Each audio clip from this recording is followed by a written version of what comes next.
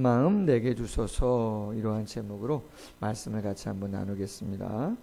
첫 번째 제목입니다. 영혼을 향한 주님의 긍휼이라고 하는 제목입니다. 여러분, 우리는 가끔 힘들 때 이런 말을 합니다. 아이, 만사가 다 귀찮다. 뭐라고 얘기한다고요? 만사가 다 귀찮다. 낙심되거나 실망될 때 기대했던 그 어떤 것들이 무너지고, 그죠? 의욕이 상실될 때 그런 얘기하죠. 그리고 제일 많이 그런 만사 다 귀찮아 언제 하냐면 몸이 아프거나 피곤할 때는 아무리 좋은 일이라도 다 그냥 하기 싫은 것이, 그죠? 사람들의 마음이죠. 자, 그런데 오늘 본문의 주님을 보면서 좋은 의미의 도전을 다시 한번 받습니다. 사복음서를 시간 순으로 한번 이렇게 쫙 나열을 해보면 오늘 본문의 내용은 어떤 사건 그 다음에 있었냐면, 예수님이 12제자를 파송합니다. 야, 전도 좀 열심히 해봐라. 하나님의 말씀을 잘 가르쳐봐라. 12명을 파송해요. 그리고 나서 열심히 복음을 전하고, 그리고 나서 돌아옵니다. 그리고 여러 가지 있었던 이야기들을 예수님께 다 이야기하죠. 땡볕인데도 불구하고, 덥고 거칠은 광야인데도 불구하고 당신의 메시지를 전했더니 엄청난 많은 사람들이 왔습니다. 힘들고 어려운 시간이었지만 열심히 감당했습니다. 선교 보고를 한단 말이야. 그랬더니 오늘 본문에 나오는 것처럼 예수님이 어떻게 했냐면, 야, 열심히 애썼구나. 좀 쉬어야 되겠다. 왜?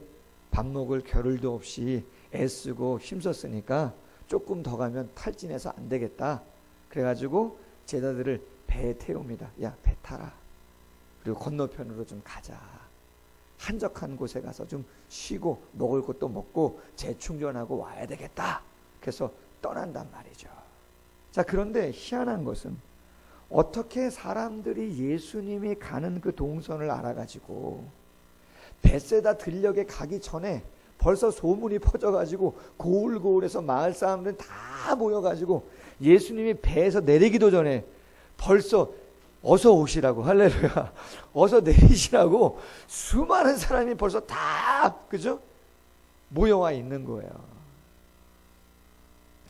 마가복음 6장에 보니까 이렇게 되어 있어요. 예수님이 따로 배를 타고 한적한 곳에 가신 이유가, 너희는 따로 한적한 곳에 가서 잠깐 쉬어라.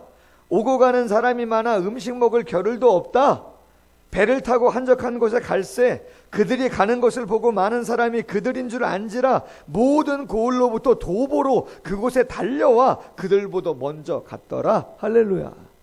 이렇게 눈치가 빠른지 먼저 와서 기다리고 있었다는 거예요.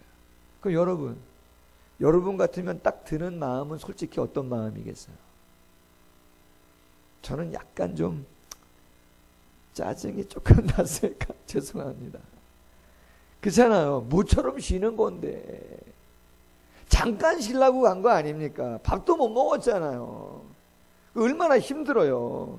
그러니까 잠깐 좀 쉬고 한적한 곳에서, 아무도 없는 곳에서 제자들과 잠깐 쉬고 또 마을 가서 열심히 할 건데 어떻게 거기까지 그렇게 많은 사람들이 쫓아와가지고 어서 오시라고 이야기하니까 환영은 좋은데 솔직히 속으로는 조금 힘들죠. 그래서 내색은 못하더라도 정중히 죄송한데 다 만나줄 거다. 한 30분이나 1시간이라도 좀 기다리고, 그럼 우리가 요기하고 나와서 이야기도 들어주고 병자도 고치주고 그렇게 할 거니까 정중히 이야기할 수도 있어요. 근데 여러분, 참 주님은 주님이에요. 오늘 14절에 보면 예수님이 어떻게 합니까? 큰 무리를 보시고 불쌍히 여기사 그 중에 있는 병자를 고쳐 주시니라. 다른 복음서입니다. 마가복음 6장 34절, 큰 무리를 보시고 그 목자 없는 양 같음으로 인하여 불쌍히 여기사 이에 여러 가지로 가르치셨다 되어 있습니다. 아멘. 병자만 잠깐 고친 게 아니고요, 여러 가지 말로 가르치셨어요. 언제까지? 저녁 해가 넘어갈 때까지 가르치셨다는 거죠. 왜? 목자 없는 양 같은, 길도 몰라서 이리 가야 되나 저리 가야 되나, 위험의 요소들도 많은데 인생이 뭔지 정확히 모르고 방황하는, 이 땅의 것만 구하는 안타까운 모습들을 보면서 한 말씀, 두 말씀, 이 말씀, 저 말씀 하시다 보니까 해가 저문 거죠. 여러분, 솔직히 저는 오늘 말씀 묵상하면서 주님 앞에 송구스럽습니다. 그리고 성도님들한테도 조금 죄송한 마음이 없지 않아 있습니다. 왜요? 잠언서 27장 23절 잘 아는 말씀이죠. 내 양떼의 형편을 부지런히 살피며 내 소떼에 내 마음을 두어라. 할렐루야. 그렇게 이야기했어요.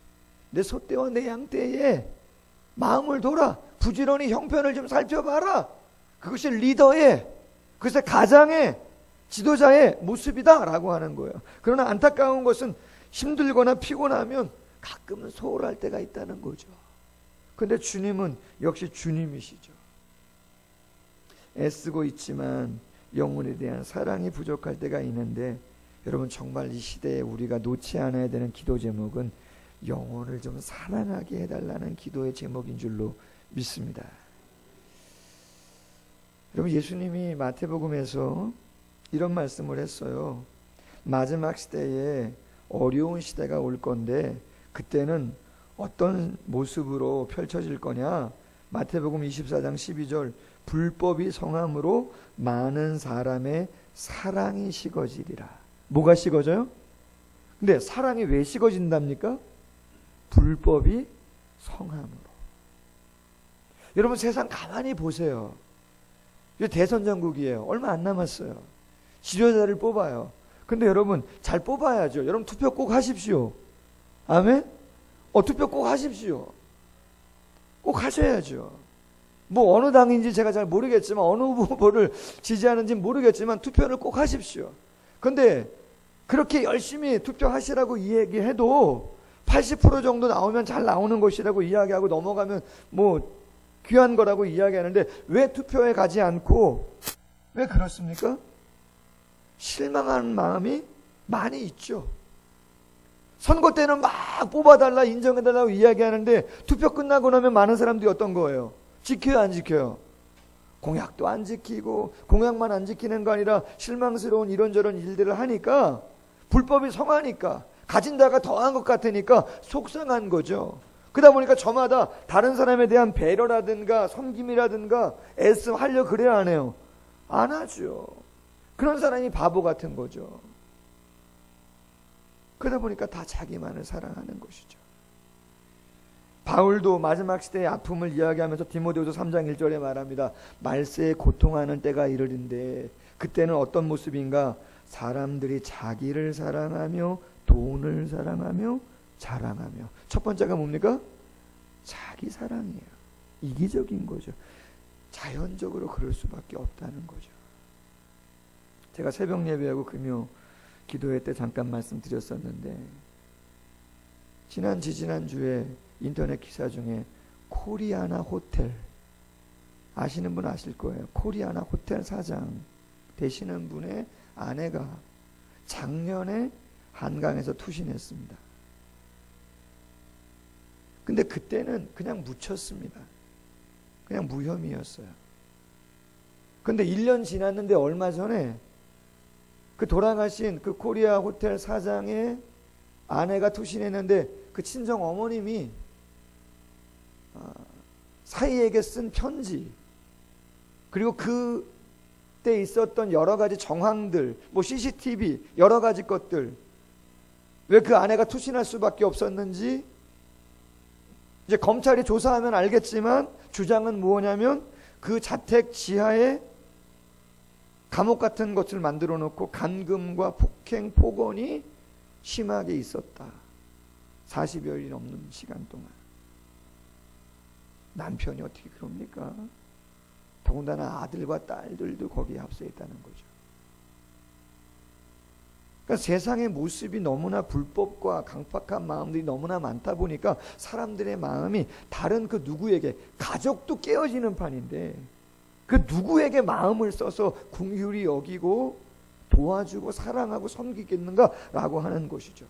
근데 주님은 우리에게 그럼에도 불구하고 본을 보이시면서 도전을 주는 게 뭐냐면, 당신이 피곤하고 잠깐 쉬려고 하는데도 쉴 수도 없이 많은 사람이 찾아왔는데도 전혀 인상 하나 찌푸리지 아니하시고 목자 없는 양같이 유리하는 것을 보시고 불쌍히 여기시고 밤이 셀 때까지 그들에게 필요한 말씀 하나하나 할렐루야 더 이야기를 하시더라는 거죠.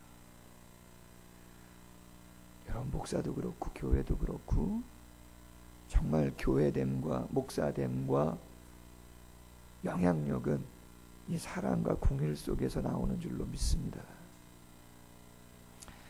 프랑스의 왕 중에 루이 9세가 있는데 프랑스 군주 중에 유일하게 성인이라고 하는 칭호를 받은 사람이 루이 9세라고 합니다. 그런데 그가 한 번은 주방에서 일을 하는 비천한 소년에게 무엇인가를 열심히 가르치고 있는 거예요. 귀족 아닙니까? 귀족. 왕족인데 주방에서 일을 하는 조그마한 소년 한 명한테 뭔가 장시간 계속 뭘 열심히 가르치는 거예요. 그래서 그것을 보고 있던 사람이 이렇게 이야기한 거죠. 루이 9세한테. 아니, 어찌 그런 비천한 소년에게 그렇게 가르치기를 수고하느냐. 그랬더니 루이 9세가 말합니다. 가장 비천한 사람이라도 내 영혼만큼 귀중하고 내 영혼과 똑같이 그리스도의 피로 사신 영혼을 갖고 있습니다. 아멘. 여러분, 정말 이 마음이 우리의 신앙의 고백이라면 게임은 끝나는 것인 줄로 믿습니다. 그것이 나의 아내든 나의 자녀든 형제든 어느 성도님이든 할렐루야. 여러분, 저희 교회가 말씀드렸습니다. 공적으로 노회에서 자립한 교회라고 2주 전에 축하금도 왔다고 말씀을 드렸습니다. 제가 재적수를 현황 보고를 합니다. 교회 교세 현황 보고를 노회 4월달 정기 노회 때면 매년 합니다. 가을에도 2번 합니다. 그래서 제가 4월달에 우리 교회 등록 성도들 몇 명인가 쫙 추렸습니다. 장결자들 빼고 추석하는 분들 쫙 뽑아왔어요. 그랬더니 지금까지 등록한 인원이 100명이 넘어요. 출석하는 교인들만 해도 한 70여 명 정도가 되시는 거예요. 청장이요. 근데 제가 그 면면을 다시 홈페이지를 보면서 아, 이분이 이사 가셨구나, 이분이 이사 가셨구나, 이분이 새로 등록하셨구나 딱 보면서 여러분 죄송합니다. 그 많은 100여 명이 넘는 인원들 가운데에 다 좋은 분들, 다 편한 분들, 다 성향이 맞는 분들, 다 매너 있는 분들, 다 잘 사는 분들, 전혀 신경 쓰지 않아도 되는 분들, 다 헌신만 하는 분들. 할렐루야. 할렐루야. 그러면 좋겠죠. 대다수는 다 그런 분들입니다. 할렐루야. 저는 설교할 때마다 느끼지만 저보다 항상 성도님들이 좋으시더라고요. 아멘. 믿음도 저보다 더 많으시고 매너도 더 좋으시고. 자, 그런데 제가 못돼서 그런지는 모르지만 다 그렇게 마음이 맞지는 않습니다. 어떤 분은 실망스러운 분도 있고, 어떤 분은 한없이 퍼져야 되는 분들도 있고, 어떤 분은 시험거리가 있을 수도 있고, 여러 가지 다양한 것이죠. 그럼에도 불구하고 여러분, 중요한 건 무엇입니까? 주님은 다 알죠. 당신의 제자 베드로가, 가룟 유다가, 수많은 무리가 왜 이곳 벳세다 들녘까지 왜 당신을 찾아왔는지 주님은 다 아시는 것이죠. 모릅니까? 모르지 않습니다. 다 압니다. 다 당신을 떠날 것을, 유익을 주지 않는 사람들인 것을, 당신을 십자가에 못 박으라고 이야기할 것을 당신은 다 아는 것이죠. 할렐루야. 그럼에도 불구하고 목자 없는 양같이 유리하는 불쌍한 영혼들임을 생각하고 그 마음으로 대하는 줄로 믿습니다. 이것이 주님의 마음이죠. 여러분, 우리 찬양 하나 하고 싶은데요. 예전에 섬겼던 교회에서 제가 청년부를 지도할 때 매주 마지막 끝송에 같이 일어나서 불렀던 찬양인데 조금 곡조가 좀 젊은 청년들이 부르다 보니까 좀 난해한데 아시는 분들은 같이 한번 불러주시면 좋겠어요. 주님 마음 내게 주소서. 같이 한번 가사 생각하면서 불러보겠습니다. 보소서 주님 나의 마음은 선한 것 하나 없습니다. 그러나 내 모든 것 주께 드립니다. 사랑으로 안으시고 날 새롭게 하소서. 주님 마음 내게 주소서. 내 아버지 주님 마음 내게 주소서. 나를 향하신 주님의 뜻이 이루어지도록 주님 마음 내게 주소서. 내게 사랑을 가르치소서.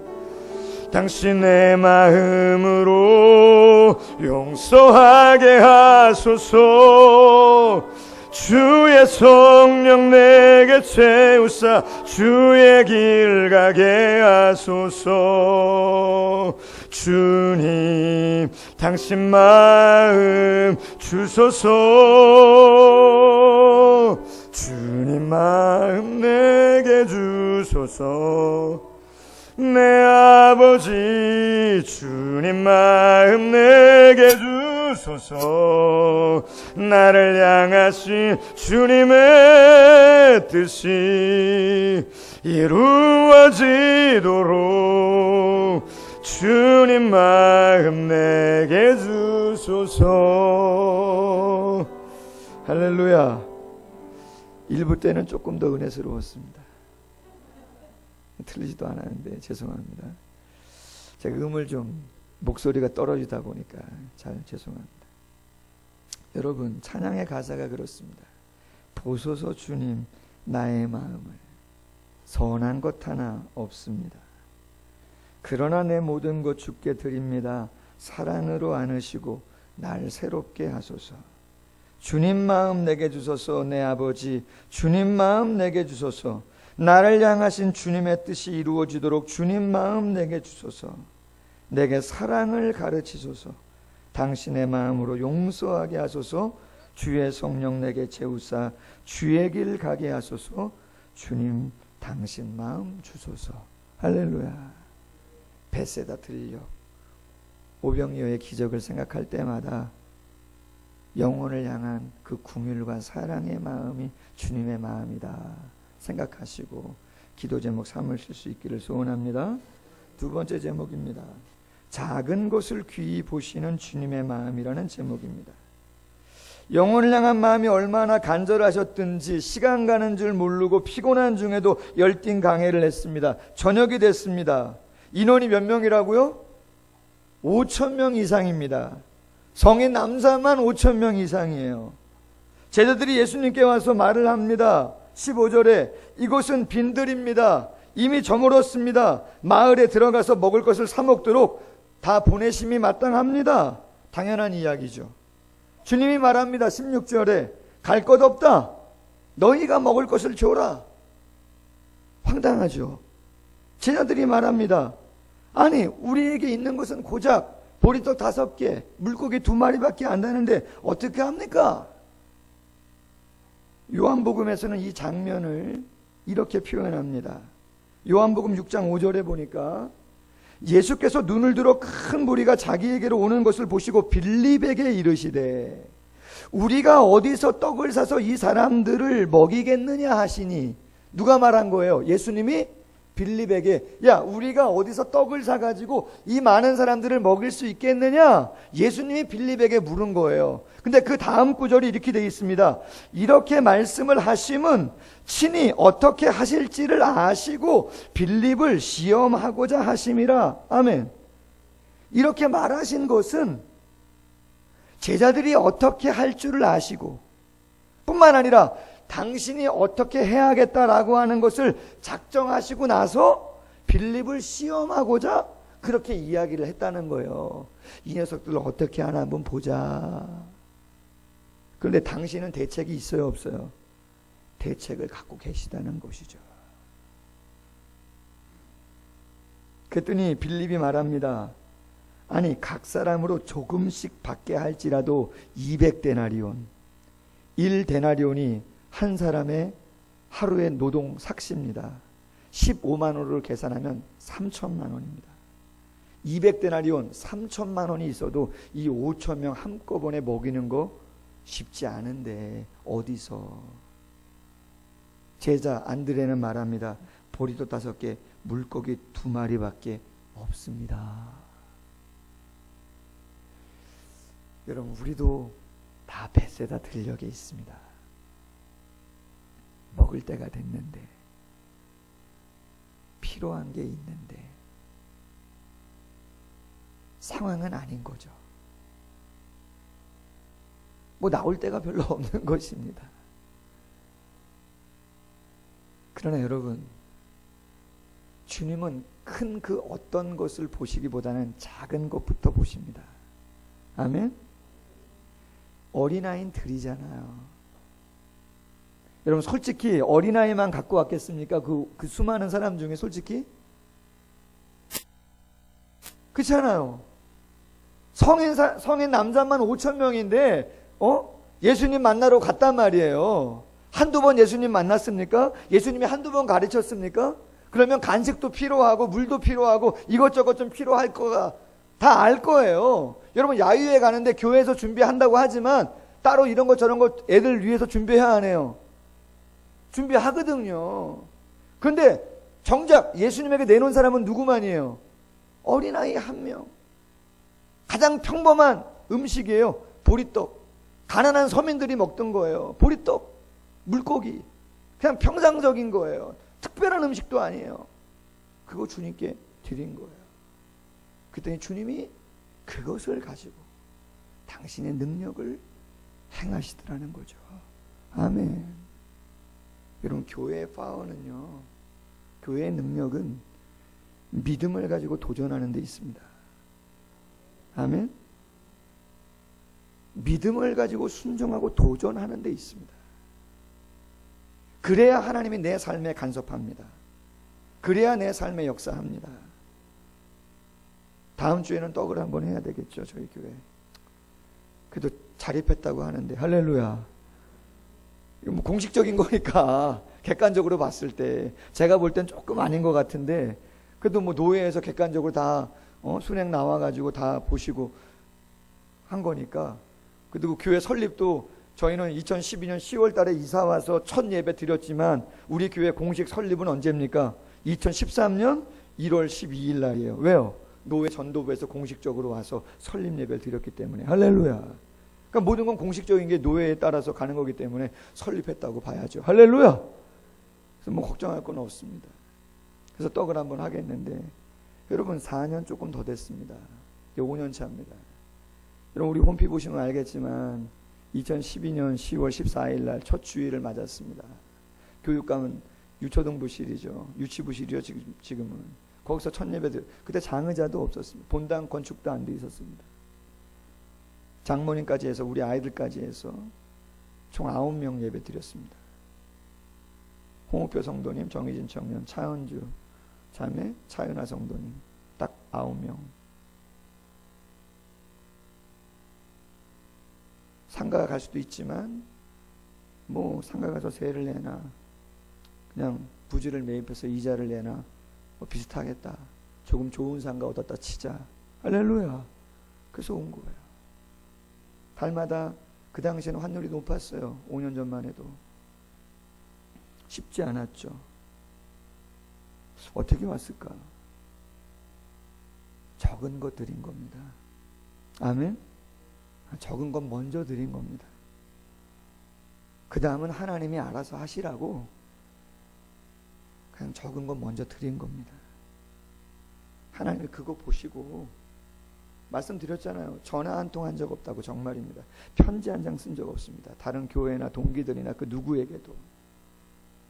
하나님이 여러분 보내셨고 하나님이 여러분의 마음을 감동하신 것이고 하나님이 그 마음을 받으신 것이고 4년 5년 만에 자립할 수 있도록 은혜 주신 줄로 믿습니다.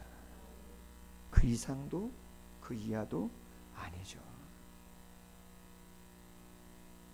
여러분, 우리가 오병이어의 기적을 묵상하면서 주님이 가지고 계신 마음이 무엇인가를 묵상할 때 주님은 큰 것을 원하지 않죠. 여러분, 지금 마태복음 14장을 보고 있습니다. 우리가 마태복음 14장까지 올 때까지 어떤 이적들이 있었습니까? 여러분, 기억나는 이적이 있습니까? 수많은 이적, 문둥병, 중풍병, 38년 된 병자, 혈루증을 앓던 여인, 소경, 수많은 그러한 어려운 상황 가운데 있는 사람들이 많았음에도 주님이 다 고쳐주셨습니다. 할렐루야. 그건 사람으로 할 수 없는 일이에요. 그런데 안타까운 것은 뭐냐? 우리 모두가 신앙의 건망증이 있다는 거예요. 무엇은 건망증이 있어요? 신앙의 건망증. 죄송합니다, 어르신들. 제가 아직 젊은데도 가끔 바깥에서 막 일을 하다가 목양실을 들어가요. 그럼 목양실 왜 들어간 거겠어요? 일하다가 뭐 가지러 간 거죠. 뭐 필요해서 갔죠. 근데 문 열고 딱 들어가가지고 무슨 생각합니까? 내가 여기 왜 왔어? 이걸 장갑을 찌고. 할렐루야. 죄송합니다, 여러분. 이러면 안 되는데, 아니 거기서 거기가 얼마라고. 급해서 왔을 건데 뭐 생각나가지고 번뜩 생각이 나서 왔을 건데 건망증이 있다 보니까 잊어버리는 거예요. 근데 여러분, 그거는 그럴 수도 있다 쳐. 신앙에는 그러면 안 되죠. 할렐루야. 근데 신앙에도 건망증이 있어요. 믿음 제일 약한 사람이 누구라고요? 홍 목사라니까요. 부담스러우지 마세요. 저도 믿음 키우려고 애쓰고 있습니다. 아멘. 믿음 키우려고 애쓰고 있어요. 염려하지 않으려고, 걱정하지 않으려고 부단히 애를 쓰고 있습니다. 할렐루야. 주님은 많은 걸 원하지 않습니다. 주님은 큰 거를 원하지 않습니다. 작은 것일지라도 순전하게 하나님께 드리며 신뢰하고 믿음으로 가면 하나님은 얼마든지 채우시고 역사할 수 있다 말씀하신 줄로 믿습니다. 작자 미상의 영국시인데 이러한 19절이 있습니다. 나는 밝은 데서 혼자 걸어간보다 차라리 암흑 가운데에서 하나님과 함께 걸어가리라. 육안으로 보면서 혼자 간보다 차라리 신앙으로 그와 함께 걸으리라. 아멘. 밝은 데서 혼자 걷는 것보다 암흑 가운데서 하나님과 함께 차라리 걸어가겠다. 육안으로 보면서 혼자 가는 것보다 차라리 신앙으로 그와 함께 걸어가는 것이 낫겠다. 할렐루야.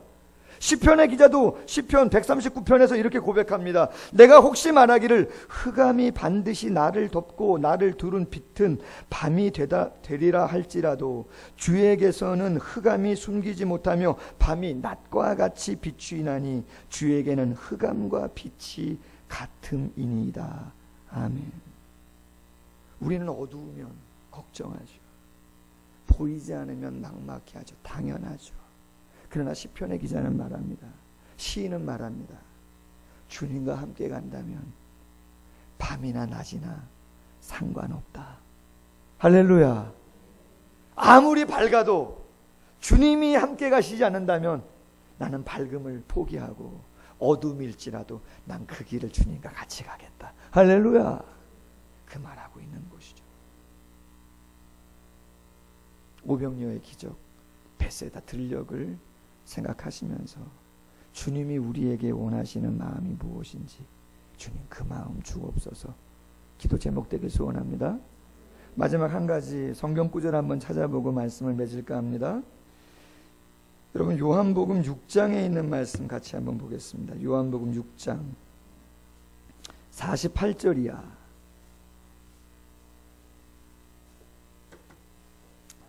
오병이어의 기적이 있고 나서 그 오병이어의 기적의 영적인 의미가 무엇인지를 예수님이 무리들에게, 많은 사람들에게 설명을 해준 내용입니다.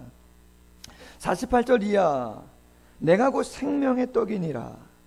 48절, 6장 48절. 예. 내가 곧 생명의 떡이니라. 너희 조상들은 광야에서 만나를 먹었어도 죽었거니와 이는 하늘에서 내려오는 떡이시니 사람으로 하여금 먹고 죽지 아니하게 하는 것이니라. 나는 하늘에서 내려온 살아있는 떡이니 사람이 이 떡을 먹으면 영생하리라. 내가 줄 떡은 곧 세상의 생명을 위한 내 살이니라 하시니라. 그러므로 유대인들이 서로 다투어 이르되 이 사람이 어찌 능히 자기 살을 우리에게 주어 먹게 하겠느냐. 예수께서 이르시되 내가 진실로 진실로 너희에게 이르노니 인자의 살을 먹지 아니하고 인자의 피를 마시지 아니하면 너희 속에 생명이 없느니라.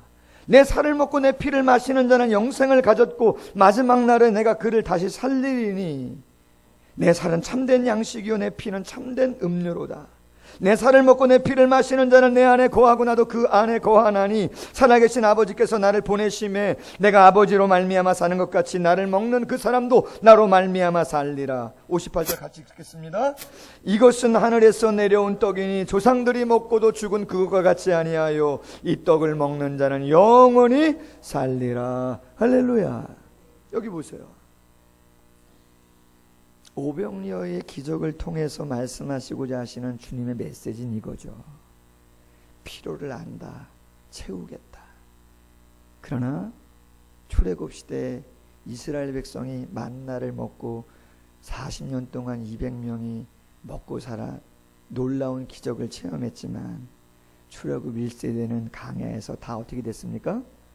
죽었다는 거죠. 그들의 죄와 약함 때문에. 그러나 당신은 생명의 떡인데 이 땅에 필요한 거 공급하겠다는 거죠. 그러나 다시 한번 더 생각해라. 더 깊이. 내가 너희에게 주고자 하는 것은 나의 살과 나의 피다. 십자가의 대속이다. 할렐루야. 그거 잊어버리지 마라, 홍 목사. 생명도 주시는데, 아멘. 생명도 주시는데 뭘 의심하고 뭘 걱정하고 뭘 염려하느냐? 아니다. 오병이어 잘 알고 있지 않느냐? 다시 한번 말씀을 그대로 봐라. 누가 보리떡 5개와 물고기 2마리를 냈더냐? 그 수많은 사람들이 그 저녁에 어디 가서 먹을 것을 얻었더냐? 다시 한번 보거라. 나는 생명의 떡이다.